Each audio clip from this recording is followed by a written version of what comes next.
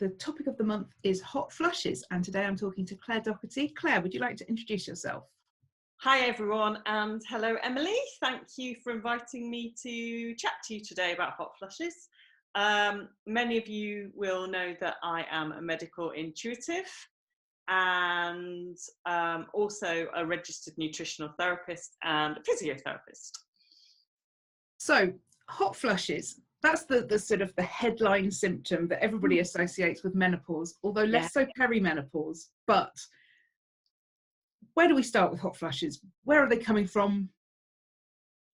Okay, so well, everyone's, well, I'm going to say everyone knows, maybe not everyone knows, but it's a bit of a common kind of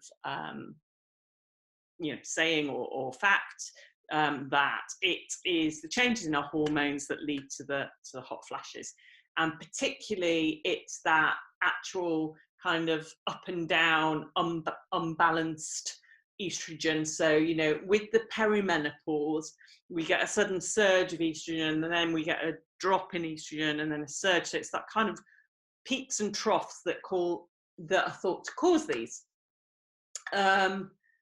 But actually, there's some research to suggest that it might be a little bit more complex than that. So, there is a hormone called noradrenaline, which helps to regulate our temperature and in the brain. And it's thought that actually it's that causes the issues rather than estrogen itself. So it's a kind of a combined effect. Because the estrogen starts to reduce, that has an effect on the noradrenaline, which then basically means that our temperature regulation goes a little bit off kilter and we get a little bit too hot. And so trying to kind of support that and understand what we can do to try and help that means that we can either look at hormone balance and try and balance hormones. We can go down that route, or we can kind of think about, well, what does noradrenaline do and how can we try and change things in that way.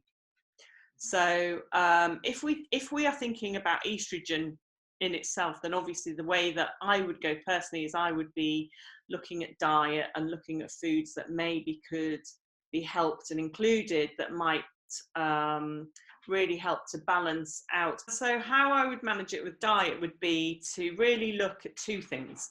I would want to be looking at whether anybody is eating foods that might support their hormones. So things like foods that contain something called phytoestrogens, which can help to balance hormones in the body. They have sort of a really weak, it's called an estrogenic action, which means that they can balance our estrogen levels out naturally.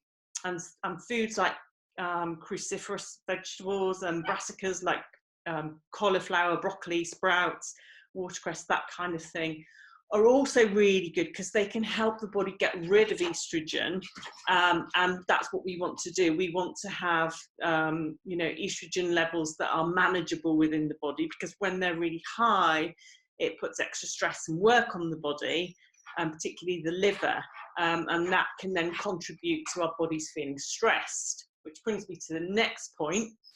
I'd be looking at whether somebody's blood sugar is balanced, because when blood sugar is unbalanced, that can create stress within the body as well. And if we're stressed, then there's more chance of our stress hormones being dysregulated or unbalanced, which then impacts that hormone called noradrenaline that I spoke about at the beginning, which basically can give us symptoms like a pounding heart and a little bit high blood pressure, and again feeling really hot as a consequence. So trying to really kind of look at those things from a nutritional point of view is kind of the path that I would be going down first of all. They're really easy things to change, and really can have quite big impacts. So outside of diet, I would be kind of looking at people's stress levels. So again, are you taking too much on? What's your workload like? Are you spreading yourself too thinly? Yeah. So again, it's one of those symptoms that some people experience more than others, and some people tend to get them more at night time, and some people tend to get them more in the daytime. Just quickly going back to diet. You said you'd encourage people to balance their blood sugar. Are there very simple things that people can do? Yeah, absolutely. So it's things like making sure that you include protein at each meal and snack, because protein takes longer to digest and keeps us satisfied for longer. And so if we eat protein in combination with complex carbohydrates from plants, we get a slower release of energy, which tends to even out these peaks and troughs. Whereas if we eat a diet high in refined carbohydrates like white bread, white pasta, sugar, we tend to get a lot of peaks and troughs of energy and the sugar within our bloodstream, which can cause us to have energy surges followed by energy crashes. So that's what I'm referring to when I talk about that. There's actually some really good underwear, and I can't remember the name of it, but you can get t-shirts and vests, and they help to thermoregulate your temperature. And I've had a few clients that have bought these and say they're brilliant for nighttime, that they no longer wake up having, drenched in sweat. So there are different things out there that are available, and I think using things like this in combination can be really effective. And I guess really simple things like wearing different layers, so you've got layers to remove when you're getting too hot, and having a fan around, and all those sorts of simple things. Yeah, absolutely. And also kind of thinking, going back to the stress thing, when we get hot, from a Chinese medicine point of view, that is about heat, and it can be about anger in our bodies.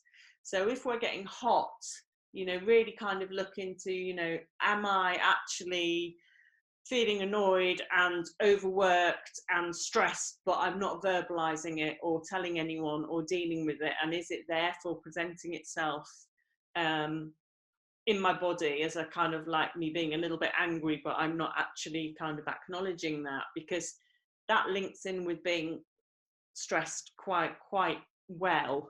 And they are definitely worse in people that are stressed. And if you're going to bed late, if you're drinking coffee in the afternoon, alcohol or sugary things, that will contribute to your blood sugar being unbalanced, which impacts your stress hormones, which impacts the hot flashes.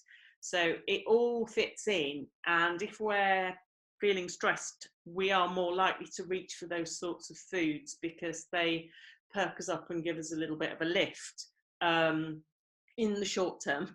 But in the longer term, they obviously leave us feeling a bit depleted and stressed, and feed into all these problems that we're talking about.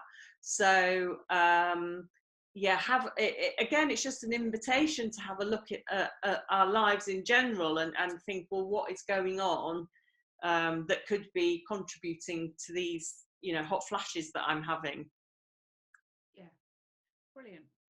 Again, very informative. Thank you so much, Claire.